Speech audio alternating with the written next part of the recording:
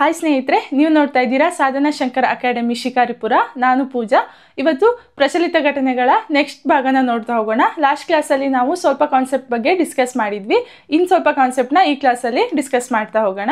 First 87ನೇ ಅಖಿಲ ಭಾರತ ಕನ್ನಡ ಸಾಹಿತ್ಯ ಸಮ್ಮೇಳನ, ಇದು ಮಂಡ್ಯದಲ್ಲಾಗಿದೆ. 2024 ಡಿಸೆಂಬರ್ 20, 21, 22ರಂದು 87ನೇ ಕನ್ನಡ ಭಾರತ ಸಾಹಿತ್ಯ ಸಮ್ಮೇಳನ ಮಂಡ್ಯದಲ್ಲಿ ನಡೆಯುತ್ತೆ. ಇದು ಫಸ್ಟ್ ಡೇ ಅಂದರೆ ಡಿಸೆಂಬರ್ 20ರಂದು ಸಮ್ಮೇಳನದ ಅಧ್ಯಕ್ಷರಾಗಿ ಗೊಂಡೇದಹಳ್ಳಿ ರುದ್ರಪ್ಪ ಚನ್ನಬಸಪ್ಪ, ಇವ್ರನ್ನ ಗೋರು ಚನ್ನಬಸಪ್ಪ ಅಂತ ಕೂಡ ಕರೀತಾರೆ. ಇವರು ಅಧ್ಯಕ್ಷತೆಯನ್ನು ವಹಿಸಿರ್ತಾರೆ. ಇವರನ್ನ ಅರಮನೆಯ ದರ್ಬಾರ ಸಿಂಹಾಸನ ಮಾದರಿಯ ವಿಶೇಷ ರಥದ ಮೂಲಕ ಅಂದರೆ ಇವರಿಗೆ ಒಂದು ರಾಜ ಮರ್ಯಾದೆಯನ್ನು ಕೊಟ್ಟು ಈ ಸಮ್ಮೇಳನಕ್ಕೆ ಕರ್ಕೊಂಡು ಬರ್ತಾರೆ. ಈ ಮೆರವಣಿಗೆಗೆ ಮೈಸೂರು ರಾಜವಂಶಸ್ಥೆ ಪ್ರಮೋದ ದೇವಿ ಅವರು ಚಾಲನೆಯನ್ನು ನೀಡ್ತಾರೆ. ಸಮ್ಮೇಳನವನ್ನು ರಾಜ್ಯದ ಮುಖ್ಯಮಂತ್ರಿ ಸಿದ್ದರಾಮಯ್ಯ ಅವರು ಉದ್ಘಾಟನೆ ಮಾಡ್ತಾರೆ. ಇಲ್ಲಿ ನಾವು ಕನ್ಫ್ಯೂಸ್ ಮಾಡ್ಕೋಬಾರ್ದು. ಅವರ ಮೆರವಣಿಗೆಗೆ ಚಾಲನೆ ನೀಡಿದವರು ಪ್ರಮೋದ ದೇವಿ ಆದರೆ ಈ ಸಮ್ಮೇಳನವನ್ನು ಉದ್ಘಾಟಿಸಿದವರು ರಾಜ್ಯದ ಮುಖ್ಯಮಂತ್ರಿ ಸಿದ್ದರಾಮಯ್ಯ ಆಗಿರ್ತಾರೆ. ಹಾಗಾದರೆ ಸಮ್ಮೇಳನದ ಅಧ್ಯಕ್ಷರ ಹಕ್ಕೊತ್ತಾಯಗಳು ಯಾವುದು ಅಂತ ನಾವು ನೋಡೋಣ. ಹಕ್ಕೊತ್ತಾಯಗಳು ಯಾವುದು ಅಂತ ನೋಡೋಕ್ಕಿಂತ ಮುಂಚೆ ಹಕ್ಕೊತ್ತಾಯ ಏನು ಅಂತ ನೋಡೋಣ. ಹಕ್ಕೊತ್ತಾಯ ಅಂತಂದರೆ ಯಾರೋ ಒಬ್ಬಗೆ ಅಧಿಕಾರ ರೂಪದಲ್ಲಿ ದೃಢವಾಗಿ ಹಲವಾರು ಸವಲತ್ತುಗಳನ್ನು ನಮಗೆ ನೀಡಬೇಕಂತ ಹೇಳೋದು. ಈಗ ಹಕ್ಕೊತ್ತಾಯ ಅಂದರೆ ಯಾವುದು ನೋಡ್ತಾ ಹೋಗೋಣ. 1ರಿಂದ 10ನೇ ತರಗತಿವರೆಗೆ ಕನ್ನಡ ಮಾಧ್ಯಮ ಕಡ್ಡಾಯ ಮಾಡೋದು. ಈಗ ನಮ್ಮ ಕರೆಂಟ್ ಸಿಚುವೇಶನಲ್ಲಿ ಏನಾಗ್ತಿದೆ, ಕನ್ನಡ ಯೂಸ್ ಮಾಡೋರ ಸಂಖ್ಯೆ ತುಂಬ ಕಡಿಮೆ ಆಗ್ತಾ ಇದೆ. ಸೊ ಈ ಕಾರಣದಿಂದ 1ರಿಂದ 10ನೇ ತರಗತಿ ವಿದ್ಯಾರ್ಥಿಗಳಿಗೆ ಕನ್ನಡವನ್ನು ಕಡ್ಡಾಯ ಮಾಡಲೇಬೇಕು ಅಂತ ಹೇಳ್ತಿದ್ದಾರೆ. ನೆಕ್ಸ್ಟು ಇಂಗ್ಲೀಷ್ ಕಲಿಕೆಗೆ ಪ್ರತ್ಯೇಕ ವ್ಯವಸ್ಥೆ ಮಾಡೋದು. ಇಲ್ಲಿ ಇಂಗ್ಲೀಷ್ ಕಲಿಕೆನ ಬೇಡವೇ ಬೇಡ ಅಂತ ಹೇಳ್ತಿಲ್ಲ, ಬಟ್ ಇಂಗ್ಲೀಷ್ ಕಲಿಕೆನೂ ಇರಲಿ, ಬಟ್ ಸಪ್ರೇಟ್ ಆಗಿರಲಿ, ಸಪ್ರೇಟ್ ವ್ಯವಸ್ಥೆ ಮಾಡಿ ಅಂತ ಹೇಳ್ತಿದ್ದಾರೆ. ಸರೋಜಿನಿ ಮಹರ್ಷಿ ವರದಿಯನ್ನು ಅನುಷ್ಠಾನಕ್ಕೆ ಕ್ರಮ ಕೈಗೊಳ್ಳಬೇಕು. ಸರೋಜಿನಿ ಮಹರ್ಷಿ ವರದಿ ಅಂತ ಅಂದರೆ ಇವಾಗ ಈ ಗೌರ್ಮೆಂಟ್ ಸೆಕ್ಟರ್ ಆಗಿರ್ಬೋದು, ಪ್ರೈವೇಟ್ ಸೆಕ್ಟರ್ ಆಗಿರ್ಬೋದು, ಅದರಲ್ಲಿ ನಮ್ಮ ಕನ್ನಡಿಗರಿಗೆ ಮೀಸಲಾತಿ ಇರಬೇಕು ಅಂತ ಒತ್ತಾಯದ ಮೇರೆಗೆ ಮಾಡಿರುವಂತಹ ಒಂದು ವರದಿಗೆ ಸರೋಜಿನಿ ಮಹರ್ಷಿ ವರದಿ ಅಂತ ಹೇಳ್ತಾರೆ. ಮತ್ತೆ ಡಿ ವರ್ಗದ ಹುದ್ದೆಗಳನ್ನು ಕನ್ನಡಿಗರಿಗೆ ಮೀಸಲಿಡಬೇಕು ಅಂತ ಹೇಳ್ತಾ ಇದ್ದಾರೆ. ಹಾಗಾದ್ರೆ ಈ ಸಮ್ಮೇಳನದಲ್ಲಿ ಮೊದಲ ಬಾರಿಗೆ ದಸರಾ ಮಾದರಿಯ ಪೊಲೀಸ್ ಬ್ಯಾಂಡ್ ಬಳಕೆಯನ್ನು ಮಾಡಿರ್ತಾರೆ. ಯಾವಾಗ ಅಂದರೆ ಡಿಸೆಂಬರ್ 21 ಸೆಕೆಂಡ್ ಡೇ ಮೊದಲ ಬಾರಿಗೆ ಪೊಲೀಸ್ ಬ್ಯಾಂಡ್ ಮೇಳವನ್ನು ಈ ಸಮ್ಮೇಳನದಲ್ಲಿ ಬಳಕೆ ಮಾಡಿರ್ತಾರೆ. ಹಾಗಾದರೆ ಮುಂದಿನ 88ನೇ ಅಖಿಲ ಭಾರತ ಕನ್ನಡ ಸಾಹಿತ್ಯ ಸಮ್ಮೇಳನ ಬಳ್ಳಾರಿ ಜಿಲ್ಲೆಗೆ ಲಭಿಸಿದೆ. ಬಳ್ಳಾರಿ ಜಿಲ್ಲೆಯಲ್ಲಿ ಮಾಡುವಂಥ ಆಪರ್ಚುನಿಟಿ ಸಿಕ್ಕಿರುತ್ತೆ ಅವರಿಗೆ. ಇದು ಹೇಗೆ ಡಿಸೈಡ್ ಆಯಿತು ಅಂತ ನಾವು ನೋಡ್ತಾ ಹೋಗೋದಾದರೆ 87ನೇ ಕನ್ನಡ ಸಾಹಿತ್ಯ ಸಮ್ಮೇಳನದ ಸೆಕೆಂಡ್ ಡೇ ಅಧ್ಯಕ್ಷರಾಗಿ ನಾಡೋಜ ಡಾಕ್ಟರ್ ಮಹೇಶ್ ಜೋಶಿ ಅವರು ಅಧ್ಯಕ್ಷತೆಯನ್ನು ವಹಿಸಿರ್ತಾರೆ. ಅವರ ಅಧ್ಯಕ್ಷತೆಯಲ್ಲಿ ನಡೆದ ಪರಿಷತ್ತಿನ ರಾಜ್ಯ ಪದಾಧಿಕಾರಿಗಳ ಮತ್ತು ಜಿಲ್ಲಾಧಿಕಾರಿಗಳ ಸಭೆಯಲ್ಲಿ ಮುಂದಿನ ಸಮ್ಮೇಳನಕ್ಕೆ ಬಳ್ಳಾರಿ ಜಿಲ್ಲೆಯನ್ನು ಆಯ್ಕೆ ಮಾಡಿರ್ತಾರೆ. ಈಗ ಇಷ್ಟು ವರ್ಷದಲ್ಲಿ ಒಟ್ಟು 87 ವರ್ಷಗಳ ಕಾಲ ಅಖಿಲ ಭಾರತ ಕನ್ನಡ ಸಾಹಿತ್ಯ ಸಮ್ಮೇಳನ ನಡೆಯುತ್ತೆ. ಅದರಲ್ಲಿ ಮಂಡ್ಯ ಜಿಲ್ಲೆದ ಸಾಹಿತಿಗಳೇ ತುಂಬ ಜನ ಅಧ್ಯಕ್ಷರಾಗಿರ್ತಾರೆ. ಅವರು ಯಾರ್ಯಾರು ಅಂತ ನಾವು ನೋಡ್ತಾ ಹೋಗೋಣ. R Narasimhachar, BM Srikantaiah, Puthi Narasimhachar, AN Murthyrao, KS Narasimhaswamy, doctor HL Nagegowda, professor G Venkatasubbaiah, ಒಟ್ಟು 7 ಸಾಹಿತಿಗಳು ಈ ಸಮ್ಮೇಳನದ ಅಧ್ಯಕ್ಷರಾಗಿರ್ತಾರೆ. ಮತ್ತೆ 88ನೇ ಅಖಿಲ ಭಾರತ ಸಮ್ಮೇಳನ 1974ರಲ್ಲಿ ಮಂಡ್ಯದಲ್ಲಿ ನಡೆದಿರುತ್ತೆ. ಇದರಲ್ಲಿ ಮೊದಲ ಬಾರಿಗೆ ಕನ್ನಡ ಸಾಹಿತ್ಯ ಸಮ್ಮೇಳನದಲ್ಲಿ ಮಹಿಳಾ ಅಧ್ಯಕ್ಷೆ ಆಯ್ಕೆ ಆಗಿರ್ತಾರೆ. ಹೇಗೆ ಅಂದರೆ ಈಗ 1ರಿಂದ 48 ವರ್ಷಗಳ ಕಾಲ ಈಗ ಸಮ್ಮೇಳನ ನಡೆದಿರುತ್ತೆ, ಬಟ್ ಅದರಲ್ಲಿ ಯಾರು ಕೂಡ ಮಹಿಳಾ ಅಧ್ಯಕ್ಷೆಯಾಗಿ ಆಯ್ಕೆ ಆಗಿರಲಿಲ್ಲ. ಬಟ್ 48ನೇ ಸಮ್ಮೇಳನ ಮಂಡ್ಯದಲ್ಲಿ ನಡೆದಿರುತ್ತೆ, ಅದರಲ್ಲಿ ಆಯ್ಕೆ ಆಗಿರ್ತಾರೆ. ಅವ್ರ ಹೆಸರು ಜಯದೇವಿ ತಾಯಿ ಲಿಗಾಡೆ. ಇವರು ಅಧ್ಯಕ್ಷರಾಗಿ ಆಯ್ಕೆ ಆಗಿರ್ತಾರೆ 48ನೇ ಅಖಿಲ ಭಾರತ ಸಮ್ಮೇಳನದಲ್ಲಿ. ಇದು 1974ರಲ್ಲಿ ನಡೆದಿರುತ್ತೆ. ಹಾಗೆ 63ನೇ ಅಖಿಲ ಭಾರತ ಸಮ್ಮೇಳನ ಕೂಡ ಮಂಡ್ಯದಲ್ಲೇ ಆಗಿರುತ್ತೆ.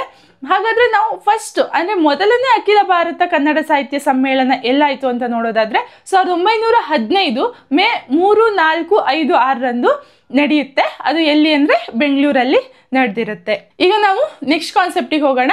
ಒಡಿಸ್ಸಾದ ಭುವನೇಶ್ವರದಲ್ಲಿ ಶಟಲ್ ಕಾಕ್ ಆಕಾರದ ಬ್ಯಾಡ್ಮಿಂಟನ್ ಕೇಂದ್ರ ಸ್ಥಾಪನೆ. ಒಡಿಸ್ಸಾದ ಭುವನೇಶ್ವರದಲ್ಲಿ ಶಟಲ್ ಕಾಕ್ ಆಕಾರದ ಅತ್ಯಾಧುನಿಕ ಅಂದರೆ ಹೈ ಮಾಡ್ರನ್ ಆಗಿರುವ, ಹೈಟೆಕ್ ಆಗಿರುವ ಬ್ಯಾಡ್ಮಿಂಟನ್ ಸೌಲಭ್ಯ ಇರುವ ಒಂದು ಬ್ಯಾಡ್ಮಿಂಟನ್ ಕೇಂದ್ರವನ್ನು ಇವರು ತಯಾರು ಮಾಡ್ತಾ ಇದ್ದಾರೆ. ಒಡಿಸ್ಸಾ ಸರ್ಕಾರದ ಪುಲೇಲ ಗೋಪಿಚಂದ್ ಮತ್ತು ದಾಲ್ಮಿಯಾ ಭಾರತ್ ನಡುವಿನ ಸಹಭಾಗಿತ್ವದಲ್ಲಿ 75 ಕೋಟಿ ರು ವೆಚ್ಚದಲ್ಲಿ ಹೈ ಪರ್ಫಾರ್ಮೆನ್ಸ್ ಸೆಂಟರ್ನ ಇವರು ಓಪನ್ ಮಾಡ್ತಾ ಇದ್ದಾರೆ. ಈ ಕೇಂದ್ರ 8 ಕೋರ್ಟ್ಗಳನ್ನು ಹೊಂದಿರುತ್ತೆ. 50 ಆಟಗಾರರಿಗೆ ವಸತಿ ಮತ್ತು ಜಿಮ್ನಾಸ್ಟಿಯಂ ಅನ್ನ ಒದಗಿಸಿಕೊಡ್ತಾ ಇದ್ದಾರೆ. ಗೋಪಿಚಂದ್ ಬ್ಯಾಡ್ಮಿಂಟನ್ ಅಕಾಡೆಮಿ ಅಂತ ಕೂಡ ಇದಕ್ಕೆ ಹೆಸರಿಡ್ತಾ ಇದ್ದಾರೆ.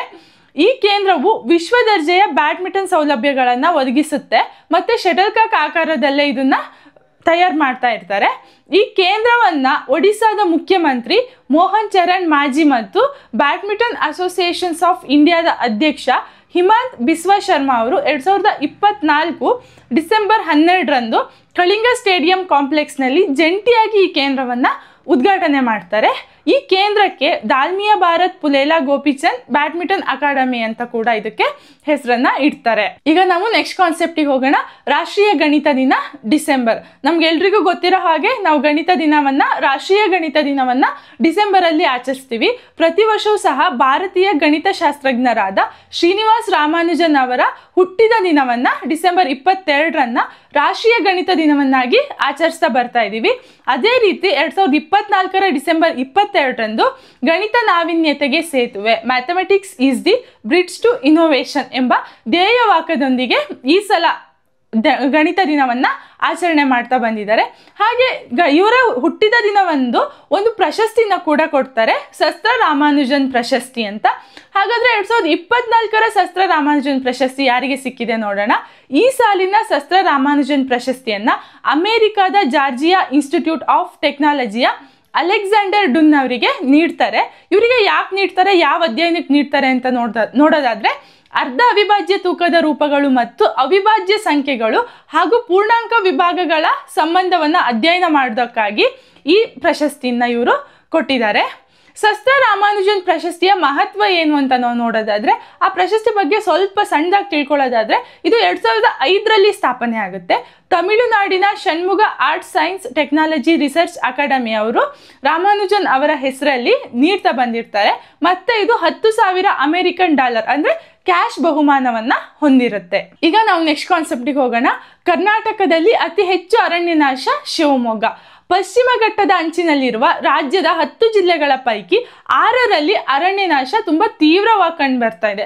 2013ರಿಂದ 23ರ ನಡುವಿನ 6 ಜಿಲ್ಲೆಗಳಲ್ಲಿ ಒಟ್ಟು 153.80 ಚದರ ಕಿಲೋಮೀಟರ್ಗಳಷ್ಟು ಅರಣ್ಯ ಪ್ರದೇಶ ನಾಶ ಆಗ್ತಾ ಬರ್ತಿದೆ.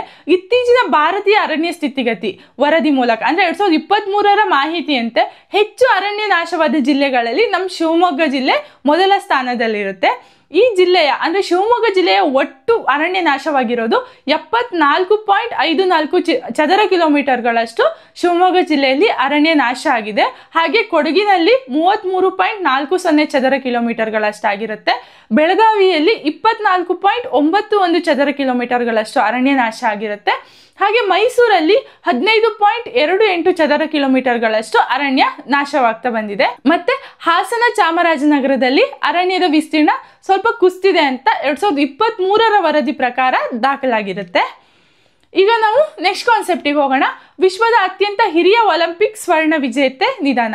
5 ಬಾರಿ ಒಲಿಂಪಿಕ್ ಚಾಂಪಿಯನ್ ಆಗಿರುವ ಜಿಮ್ನಾಸ್ಟ್ ಆಗ್ನೆಸ್ ಕೆಲೆಟೆ ಅವರು ಹಂಗೇರಿಯ ರಾಜಧಾನಿ ಬುಡಪೆಸ್ಟದಲ್ಲಿ ಇವರು ನಿಧನರಾಗ್ತಾರೆ. ಅವರಿಗೆ ವಿಶ್ವದ ಅತಿ ಹಿರಿಯ ಒಲಿಂಪಿಕ್ ಚಾಂಪಿಯನ್ ಅಂತ ಕೂಡ ಕರೀತಾರೆ.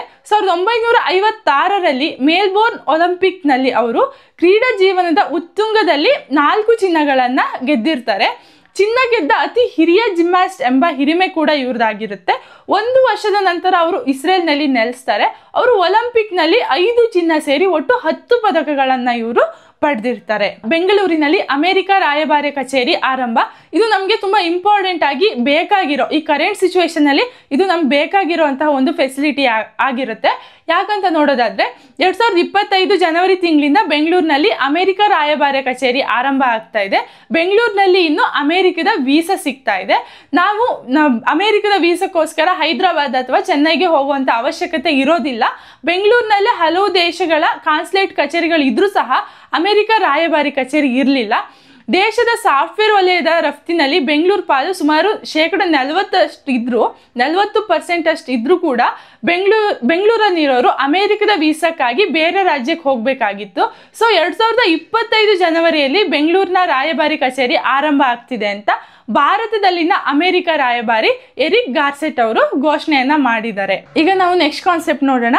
ಭೀಮಾ ಸಖಿ ಯೋಜನೆಗೆ ಚಾಲನೆ ಹರಿಯಾಣದ ಪಾಣಿಪತ್. ಡಿಸೆಂಬರ್ 23ರಂದು ಪ್ರಧಾನಿ ಮೋದಿ ಅವರು ಹರಿಯಾಣದ ಪಾಣಿಪತ್ ಭೀಮಾ ಸಖಿ ಯೋಜನೆಗೆ ಚಾಲನೆಯನ್ನ ನೀಡಿರ್ತಾರೆ. ಇದೊಂದು ಮಹಿಳೆಯರಿಗೆ ಸಂಬಂಧಿಸಿದಂತಹ ಒಂದು ಯೋಜನೆ ಆಗಿರುತ್ತೆ. ಕೇಂದ್ರ ಸರ್ಕಾರದ ಈ ಯೋಜನೆಯಿಂದ ಮುಂದಿನ 3 ವರ್ಷಗಳಲ್ಲಿ 2 ಲಕ್ಷ ಮಹಿಳಾ LIC ಏಜೆಂಟ್ಗಳನ್ನ ನೇಮಕ ಮಾಡಿಕೊಳ್ಳೋ ಉದ್ದೇಶವನ್ನ ಹೊಂದಿರ್ತಾರೆ.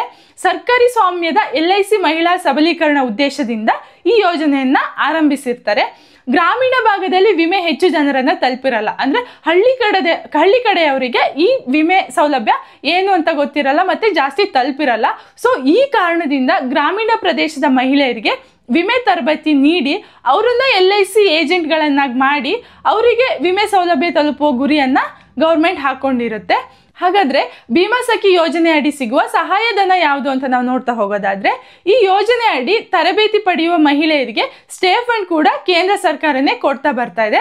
ಮೊದಲ ವರ್ಷ 7,000, 2ನೇ ವರ್ಷ 6,000 ಮತ್ತೆ 3ನೇ ವರ್ಷ 5,000 ಕೊಡ್ತಾ ಬರ್ತಾರೆ. ಈ ಮೂಲಕ ಮುಂದಿನ 3 ವರ್ಷಗಳಲ್ಲಿ ಈ ಯೋಜನೆ ಅಡಿ 2 ಲಕ್ಷ ಮಹಿಳಾ ಏಜೆಂಟ್ಗಳನ್ನ ನೇಮಕ ಮಾಡುವ ಗುರಿಯನ್ನ ಇವರು ಹಾಕೊಂಡಿರ್ತಾರೆ. ಇನ್ನು 12 ತಿಂಗಳಲ್ಲಿ 1 ಲಕ್ಷ ಏಜೆಂಟ್ಗಳನ್ನ ನೇಮಕ ಮಾಡಲಿದ್ದಾರೆ. ಸರ್ಕಾರದಿಂದ 3 ವರ್ಷಗಳ ತರಬೇತಿ ಪಡೆದು ನಂತರ ಅವ್ರನ್ನ ಕಾಯಂ LIC ಏಜೆಂಟ್ಗಳಾಗಿ ಕೆಲಸ ಮಾಡಬಹುದು. ಅವರು ಟ್ರೈನಿಂಗ್ ತಗೊಂಡವರು ಮಾಡಬಹುದು.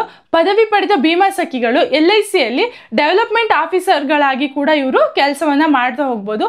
ಭೀಮಾ ಸಖಿಯರಿಗೆ ಅಂದ್ರೆ ಟ್ರೈನಿಂಗ್ ತಗೊಂಡ ಭೀಮಾ ಸಖಿಯರಿಗೆ ಕಮಿಷನ್ ಲಾಭ ಸಿಗ್ತಾ ಹೋಗುತ್ತೆ. ಮತ್ತೆ ನರೇಂದ್ರ ಮೋದಿ ಅವರ ಕಡೆಯಿಂದ ನೇಮಕ ಪತ್ರ ಕೂಡ ಸಿಗ್ತಾ ಹೋಗುತ್ತೆ. ಈ ಯೋಜನೆಗೆ ಏನು ಅರ್ಹತೆ ಇರಬೇಕು ಅಂತ ನಾವು ನೋಡೋದಾದ್ರೆ, ಕನಿಷ್ಠ 10ನೇ ತರಗತಿ ಇವರು ಪಾಸ್ ಆಗಿರ್ಬೇಕು. 18ರಿಂದ 70 ವರ್ಷದ ಒಳಗಿನ ಮಹಿಳೆಯರಾಗಿರ್ಬೇಕು. ಅವರಿಗೆ ಏಜೆಂಟ್ ಆಗುವ ಅವಕಾಶ ಮಾಡಿಕೊಡ್ತಾರೆ. ಆರ್ಥಿಕ ಸಾಕ್ಷರತೆ ಮತ್ತು ಭೀಮಾ ಜಾಗೃತಿಯನ್ನು ಉತ್ತೇಜಿಸುವ 3 ವರ್ಷದಲ್ಲಿ ಅವರಿಗೆ ತರಬೇತಿ ನೀಡ್ತಾ ಹೋಗ್ತಾರೆ. ಗ್ರಾಮೀಣ ಭಾಗದ ಮಹಿಳೆಯರಿಗೆ ಹೆಚ್ಚಿನ ಆದ್ಯತೆ ಇದೆ. ಮತ್ತೆ ಇದು ಜೀವನಕ್ಕೆ ಒಂದು ಆದಾಯ ಮಾರ್ಗವಾಗಿರುತ್ತೆ. ಈಗ ಸಾಮಾನ್ಯವಾಗಿ ಹಳ್ಳಿ ಕಡೆಯಲ್ಲಿರುವ ಮಹಿಳೆಯರಿಗೆ ಜೀವನ ಆದಾಯ ಅಂದ್ರೆ ಜೀವನಕ್ಕಾಗಿ ಅವರು ತುಂಬಾ ಕಷ್ಟಪಡ್ತಾ ಇರ್ತಾರೆ, ಅವರು ಪ್ರತಿದಿನ ಜೀವನವನ್ನ ನಡೆಸೋದಕ್ಕೋಸ್ಕರ. ಸೊ ಇದೊಂದು ಅವ್ರಿಗೆ ಹೆಲ್ಪ್ ಆಗಲಿ ಅನ್ನೋ ಉದ್ದೇಶದಿಂದ ಗ್ರಾಮೀಣ ಭಾಗದಲ್ಲಿರುವ ಮಹಿಳೆಯರನ್ನ ಇವರು ಜಾಸ್ತಿ ತಗೊಳ್ತಾ ಹೋಗ್ತಾರೆ. ಇದರ ಕೇಂದ್ರ ಕಚೇರಿ ಮುಂಬೈನಲ್ಲಿ ಇರುತ್ತೆ. ಇದು 1956 ಸೆಪ್ಟೆಂಬರ್ ಅಲ್ಲಿ ಸ್ಥಾಪನೆಯಾಗುತ್ತೆ. ನೆಕ್ಸ್ಟ್ ಕಾನ್ಸೆಪ್ಟಿಗೆ ಹೋಗೋಣ. BCCIನಿಂದ ಚುನಾವಣಾ ಅಧಿಕಾರಿ ಅಚಲ್ ಕುಮಾರ್ ಜ್ಯೋತಿ ನೇಮಕ. BCCI ಅಂತ ಅಂದ್ರೆ ಭಾರತ ಕ್ರಿಕೆಟ್ ನಿಯಂತ್ರಣ ಮಂಡಳಿ ಅಂತ. BCCI ಖಜಾಂಚಿ ಮತ್ತು ಕಾರ್ಯದರ್ಶಿ ಹುದ್ದೆಗಳಿಗೆ ಚುನಾವಣೆ ನಡೆಸುವ ಸಲುವಾಗಿ ಮಾಜಿ ಮುಖ್ಯ ಚುನಾವಣಾ ಆಯುಕ್ತ ಅಚಲ್ ಕುಮಾರ್ ಜ್ಯೋತಿ ಅವರನ್ನ ಚುನಾವಣಾ ಅಧಿಕಾರಿಯನ್ನಾಗಿ ನೇಮಕ ಮಾಡ್ತಾರೆ. 2024 ಡಿಸೆಂಬರ್ 20ಕ್ಕೆ ನಡೆದ BCCIನ ಉನ್ನತ ತುರ್ತು ಸಭೆಯಲ್ಲಿ ಈ ನಿರ್ಧಾರವನ್ನ ಇವರು ಕೈಗೊಳ್ತಾರೆ. BCCIನ ಕಾರ್ಯದರ್ಶಿಯಾಗಿದ್ದ ಜೈಶಾ ಅವರು ICC ಚೇರ್ಮನ್ ಆಗಿ ಅಧಿಕಾರವನ್ನು ವಹಿಸಿಕೊಂಡ್ರಿಂದ ಮತ್ತೆ BCCIನ ಖಜಾಂಚಿಯಾಗಿದ್ದ ಅಶಿಕ್ ಶೆಲಾರ್ ಅವರು ಮಹಾರಾಷ್ಟ್ರ ಸರ್ಕಾರದಲ್ಲಿ ಕ್ಯಾಬಿನೆಟ್ ಸದಸ್ಯರಾಗಿ ಪ್ರಮಾಣ ವಚನ ಸ್ವೀಕರಿಸಿದ್ರಿಂದ ಈ ಹುದ್ದೆಗಳು ಇತ್ತೀಚೆಗೆ ಖಾಲಿಯಾಗಿರ್ತವೆ. BCCIನ ಸಂವಿಧಾನದ ಪ್ರಕಾರ ಚುನಾಯಿತ ಪದಾಧಿಕಾರಿ ಪದತ್ಯಾಗ ಮಾಡಿದ 45 ದಿನಗಳ ಒಳಗಾಗಿ ವಿಶೇಷ ಮಹಾಸಭೆ SGM ಕರೆದು ಅವನ್ನ ಉತ್ತರಾಧಿಕಾರಿಯನ್ನಾಗಿ ಆಯ್ಕೆ ಮಾಡಬೇಕಾಗಿರುತ್ತೆ. ಇದರಿಂದ ಅಚಲ್ ಕುಮಾರ್ ಜ್ಯೋತಿ ಅವರನ್ನ ಚುನಾವಣಾ ಅಧಿಕಾರಿಯನ್ನಾಗಿ ನೇಮಕ ಮಾಡ್ತಾರೆ. 71 ವರ್ಷದ ಅಚಲ್ ಕುಮಾರ್ ಅವರು 2017 ಜುಲೈಯಿಂದ 2018 ಜನವರಿವರೆಗೆ ಭಾರತದ ಮುಖ್ಯ ಚುನಾವಣಾ ಅಧಿಕಾರಿಯಾಗಿ ಇವರು ಕಾರ್ಯವನ್ನ ನಿರ್ವಹಿಸಿರ್ತಾರೆ. ಈಗ ನಾವು BCCIನ ಸ್ವಲ್ಪ ಮಾಹಿತಿ ಪಡ್ಕೊಳ್ಳೋಣ. BCCI ಬಗ್ಗೆ. ಇದರ ಕೇಂದ್ರ ಕಚೇರಿ ಮುಂಬೈಯಲ್ಲಿರುತ್ತೆ. ಈ ಸಂಸ್ಥೆ ಜಗತ್ತಿನ ಕ್ರಿಕೆಟ್ ನಿರ್ವಹಣಾ ಸಂಸ್ಥೆಗಳಲ್ಲಿ ಶ್ರೀಮಂತ ಸಂಸ್ಥೆ ಆಗಿರುತ್ತೆ. ಇದು 1928ರಲ್ಲಿ ಈ ಸಂಸ್ಥೆ ಸ್ಥಾಪನೆಗೊಳ್ಳುತ್ತೆ. ಅಂತಾರಾಷ್ಟ್ರೀಯ ಕ್ರಿಕೆಟ್ ಸಂಸ್ಥೆಯಿಂದ ಮಾನ್ಯತೆ ಪಡೆದಿದೆ. ಈ ಸಂಸ್ಥೆ IPL ಮತ್ತೆ ದೇಶೀಯ ಕ್ರಿಕೆಟ್ ಪಂದ್ಯಾವಳಿಗಳನ್ನ ಕೂಡ ಇದು ಆಯೋಜಿಸುತ್ತೆ. BCCIನ ಹಂಗಾಮಿ ಕಾರ್ಯದರ್ಶಿಯಾಗಿ ದೇವಜಿತ್ ಸೈಕಿಯಾ. BCCIನ ಹಂಗಾಮಿ ಕಾರ್ಯದರ್ಶಿ ಅಂದ್ರೆ ಟೆಂಪ್ರವರಿಯಾಗಿ ಅಂತ. BCCIನ ಕಾರ್ಯದರ್ಶಿಯಾದ ಜೈಶಾ ಅವರು 2024 ಡಿಸೆಂಬರ್ 1ರಂದು ICCI ಅಂತಾರಾಷ್ಟ್ರೀಯ ಕ್ರಿಕೆಟ್ ಮಂಡಳಿಯ ನೂತನ ಅಧ್ಯಕ್ಷರಾಗಿ ಅಧಿಕಾರವನ್ನು ವಹಿಸಿಕೊಂಡ್ರು. ಇದರಿಂದ BCCIನ ಕಾರ್ಯದರ್ಶಿ ಹುದ್ದೆ ತೆರವಾಗಿರುತ್ತೆ, ಅಂದ್ರೆ ಖಾಲಿ ಆಗಿರುತ್ತೆ. ಚುನಾವಣೆ ಆಮೇಲೆ ಇದಕ್ಕೆ ಚುನಾವಣೆ ಮಾಡಿ ಕಾಯಂ ಕಾರ್ಯದರ್ಶಿ ಬರುವವರೆಗೂ ಹಂಗಾಮಿ ಕಾರ್ಯದರ್ಶಿಯಾಗಿ ಟೆಂಪ್ರವರಿ ಕಾರ್ಯದರ್ಶಿಯಾಗಿ ದೇವಜಿತ್ ಸೈಕಿಯಾ ಅವ್ರನ್ನ ನೇಮಕ ಮಾಡಿರ್ತಾರೆ. BCCIನ ನಿಯಮ ಮತ್ತು ನಿಬಂಧನೆಗಳ ಅಡಿಯಲ್ಲಿ ಕಾಯಂ ಕಾರ್ಯದರ್ಶಿಯನ್ನು ನೇಮಿಸುವವರೆಗೂ ಕೂಡ ದೇವಜಿತ್ ಸೈಕಿಯಾ ಅವ್ರನ್ನ ಹಂಗಾಮಿ ಕಾರ್ಯದರ್ಶಿಯಾಗಿ ನೇಮಕ ಮಾಡಿರ್ತಾರೆ. ಇದನ್ನು ಯಾರು ನೇಮಕ ಮಾಡ್ತಾರೆ ಅಂದರೆ BCCIನ ಅಧ್ಯಕ್ಷರಾದ ರೋಜರ್ ಬಿನ್ನಿಯಾ ಅವರು ತಮ್ಮ ಸಾಂಪ್ರದಾಯಿಕ ಅಧಿಕಾರ ಅಂದರೆ ಇವರಿಗೆ ಈ ಥರದೊಂದು ಅಧಿಕಾರ ಇರುತ್ತೆ. ಸೊ ಅದನ್ನು ಬಳಸ್ಕೊಂಡು ದೇವಜಿತ್ ಸೈಕಿಯಾ ಅವ್ರನ್ನ ಆಯ್ಕೆ ಮಾಡಿರ್ತಾರೆ. ಹೀಗೆ ನಾವು ಹೆಚ್ಚಿನ ವಿಡಿಯೋಗಳನ್ನು ಅಪ್ಲೋಡ್ ಮಾಡ್ತಾ ಇರ್ತೀವಿ. ಎಲ್ಲರೂ ಸಾಧನಾ ಶಂಕರ್ ಅಕಾಡೆಮಿಯನ್ನು ಸಬ್ಸ್ಕ್ರೈಬ್ ಮಾಡಿ, ಶೇರ್ ಮಾಡಿ, ಲೈಕ್ ಮಾಡಿ. Thank you.